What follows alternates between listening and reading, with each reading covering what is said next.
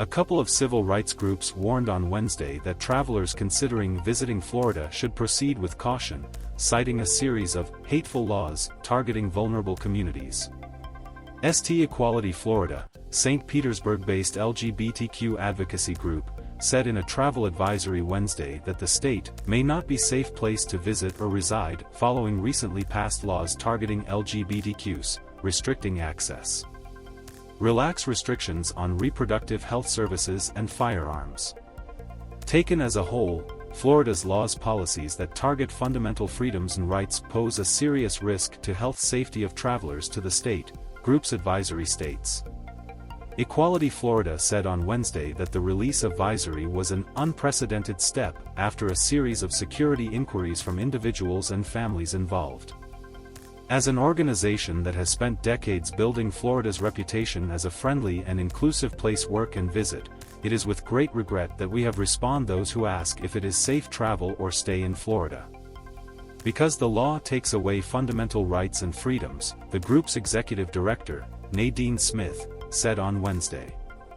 Also Wednesday, the Florida Immigrant Coalition issued its own warning, writing that travel to all parts of Florida should be undertaken with extreme caution, as it can be unsafe for people of color, people with accents, and international travelers.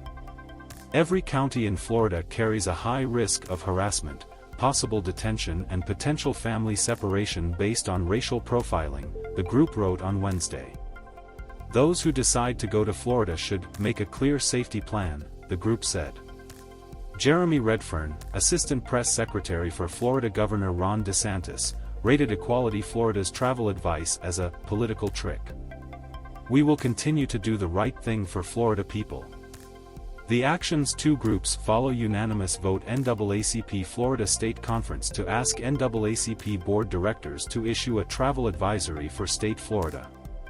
The decision on whether publish advisory will encourage the Black community to refrain from visiting or moving Florida will be made by July. The group took this step in January after Florida's State Education Department rejected College Board's Advanced Placement Afro-American Studies course, citing its lack educational value and criticizing a portion of the course that focused on experienced Black queer Americans. DeSantis, who is expected to run for the presidency by Republicans, called the decision a joke last month. We'll see how effective it is, he said. According to the American Civil Liberties Union, at least 10 bills have been introduced this year by lawmakers in Florida that explicitly target the rights of LGBTQ people. Last month, DeSantis